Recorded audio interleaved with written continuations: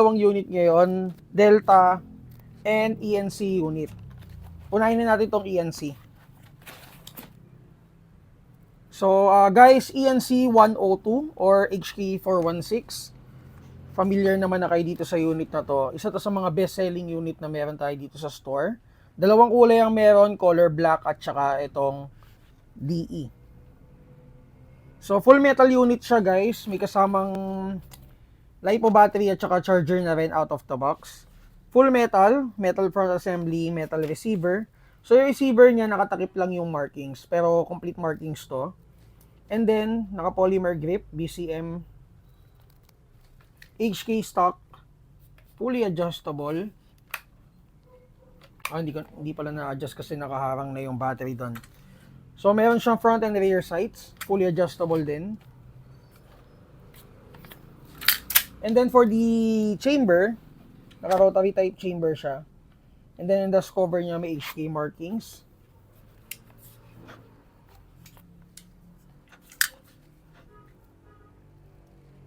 Okay, so iti-test natin siya to check kung ilang FPS out of the box.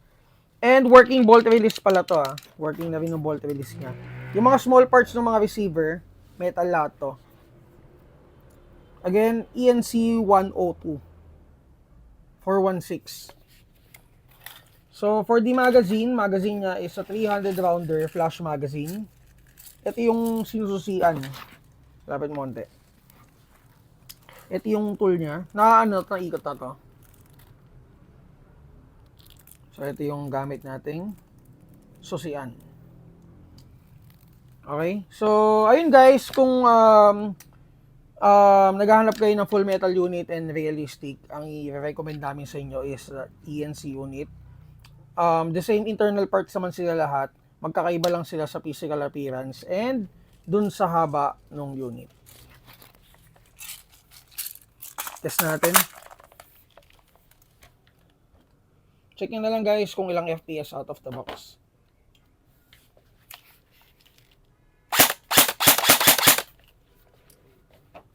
$418.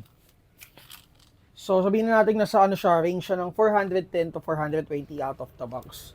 Auto.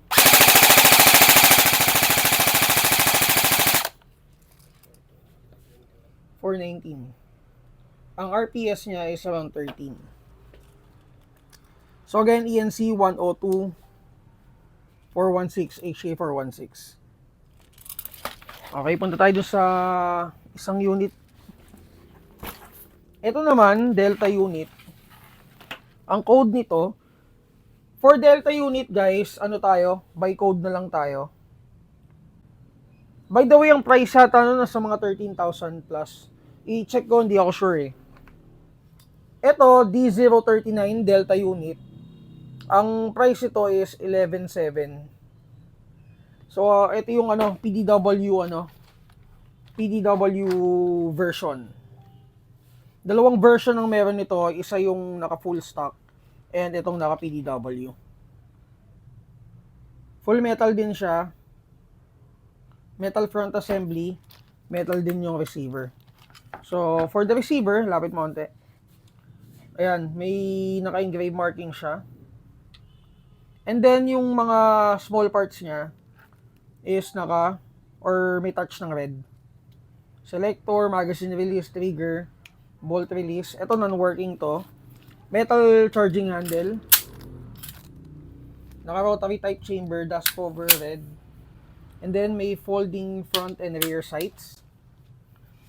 Ang kagandahan dito, kasama na rin yung case out of the box.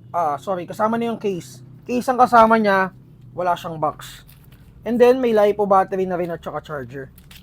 So ito. High FPS spring kasama na rin. May BBs na rin na kasama. And then magazine capacity is around 300 rounds. High cap magazine. Di kamot.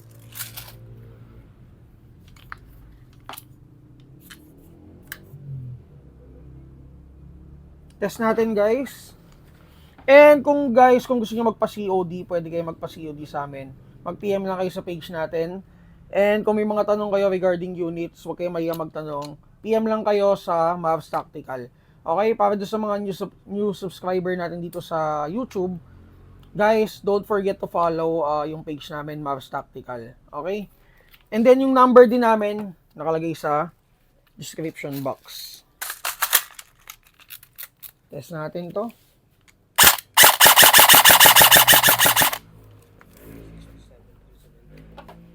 Pagpapalitan mo nitong spring na to, papalo siguro to na mga around 420 to 430.